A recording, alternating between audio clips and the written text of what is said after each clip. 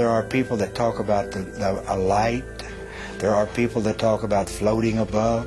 There are people that talk about a feeling of warmth and love. I didn't feel any of that. I felt none of that. I felt untold terror.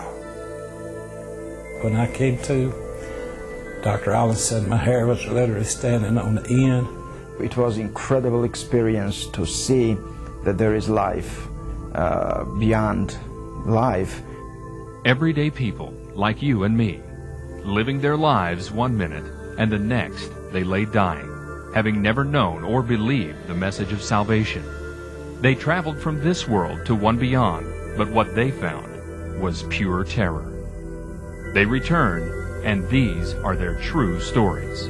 It's very easy to be an atheist when you're successful, but it's very difficult to be an atheist when you're laying on your deathbed. Tonight, renowned cardiologist and author Dr. Maurice Rawlings takes you on a journey few have ever spoken of. So I called out into the darkness, Jesus, please save me.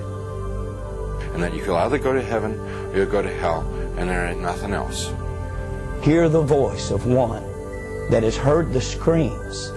This may be your only chance to safely go to hell and back.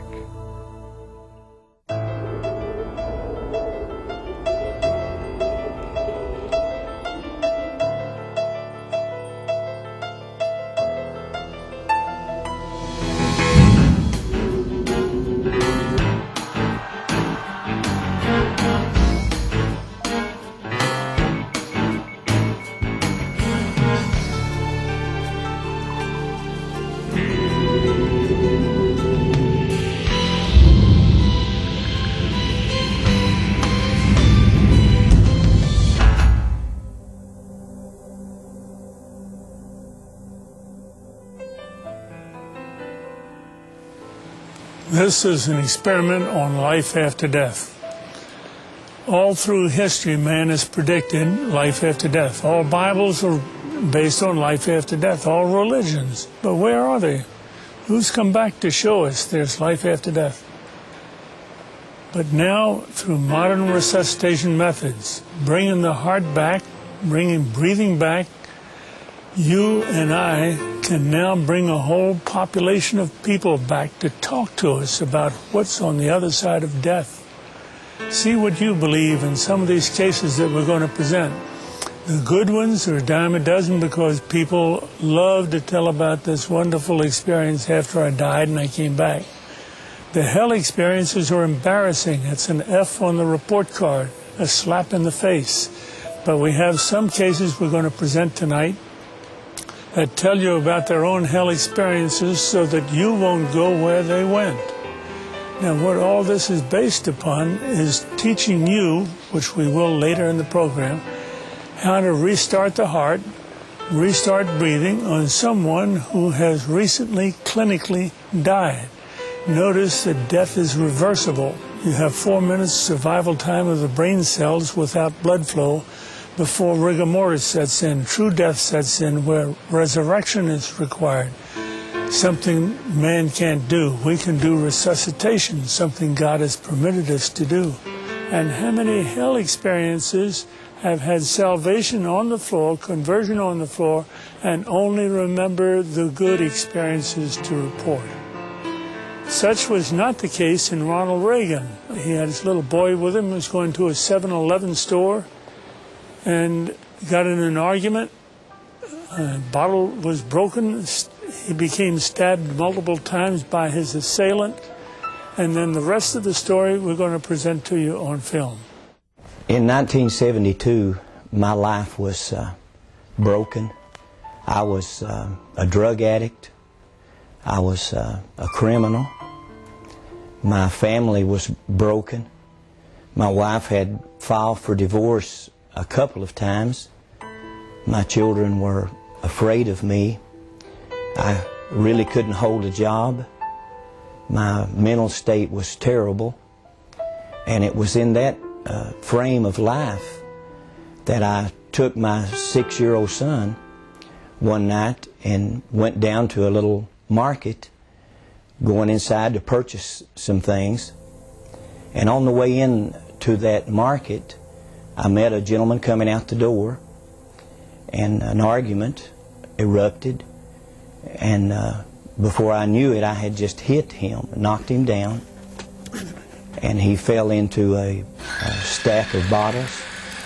The bottles bursted, and immediately he leaped up with a broken bottle and began to stab at me. I lifted my left arm to try to stop the blow, and the bottle actually severed the biceps muscle, the major arteries in my arm, and I was bleeding to death in just a matter of seconds. But full of anger and hatred and rage, I kept fighting and kept bleeding. My little son was screaming. He was hysterical. But the man that ran the store came over and said, if you don't get to a hospital, you'll bleed to death in just a few minutes. So he actually took me in my own automobile to the hospital, and when we entered the emergency room, I was barely conscious. And as the medical attendants began to work on me, I could hear their voices, and I could hear them saying, "We can't help him. He'll have to be transported to another hospital. Probably will lose the arm." And as they loaded me into an ambulance, my wife had arrived by that time and got in the ambulance with me. But as they pulled out of the parking lot of that hospital, a young paramedic looked down into my face, and I could barely see him. I was so weak. But he said, "Sir, you need Jesus Christ." And I didn't know Jesus. I didn't know what he was talking about. So my reaction to that was to begin cursing. And again, he stated to me, "You need Jesus." And as he was talking to me, it appeared like the ambulance literally exploded in flames. I thought it had actually blown up. It filled with smoke, and immediately I was moving through that smoke as if through a tunnel. And after some period of time coming out of the smoke and out of the darkness, I began to hear the voices of a multitude of people screaming and groaning and crying. But as I looked down, the sensation was looking down upon a volcanic opening and seeing fire and smoke and people inside of this burning place screaming and crying. They were burning, but they weren't burning up. They weren't being consumed. And then the sensation of moving downward into this. He was thrashing, just thrashing about, you know, and moaning and groaning, and it was like there was a battle going on. I wasn't a Christian at the time, and I didn't even know anything about spiritual battles. But it was scary to me in the fact that I could feel it. I could feel it was like light and darkness. It was like he was fighting against something. And I didn't know what, but now I know, you know, he was seeing the vision of hell. But the most terrible part of it, I began to recognize many of the people that I was seeing in these flames. As if a close-up lens on a camera was bringing their faces close to me, I could see their features and see the agony and the pain and the frustration. And a number of them began to call my name and said, "Ronnie, don't come to this place. There's no way out. There's no escape. If you come here, there's no way out." And I looked into the faces of one that had died in a robbery attempt, who had been shot to death and bled to death on the sidewalk. And I looked in the face of two others that had died drunk in an automobile accident. And I looked into the face of others that had died of drug overdoses that we had partied together, and the agony and the pain. But I believe the most painful part of it was the loneliness. And the depression was so heavy that there was no hope. There was no escape. There was no way out of this place. And the smell was like sulfur, like an electric welder. And the stench was terrible. And as I looked at this, I had seen people killed. I had been involved in fights where people were killed. I've done time in prison for manslaughter myself. I grew up basically in a reform school and in a jail cell.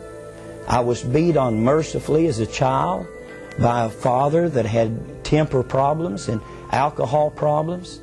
I was a runaway at 12 years old, and I felt like there was nothing in this world that could frighten me.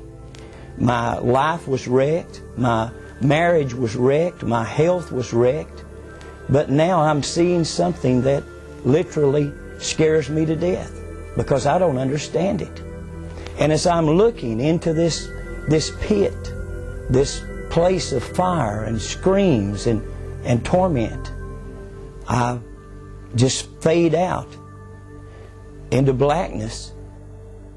And when I open my eyes, I'm in a hospital room in Knoxville, Tennessee. My wife is sitting by. There have been multiple stitches put in my body. My arm was spared. There was almost 100 stitches. And I looked in the face of my wife, and I wasn't concerned about where I was or anything around me. All I could visualize was what I had just seen. He had this funny look on his face, and it was a terrifying look. And he said, I don't really know what's happened to me, but he said, I've been in a terrible place. And I kept telling him, you're in the hospital. You've been in the hospital all along. And he kept saying, no. He said, I've been in another place. He said, I don't know exactly what it was, but he said it was terrible. It was a terrible place. I could still hear the screams. I could still smell the terrible smell. I could still feel the heat. And I could still hear the voices of people that I'd known through the years screaming for me to go back. And through the days to come, I tried every way to get that out of my mind. I tried to get drunk. I could not get drunk. I tried to get stoned. I could not get stoned.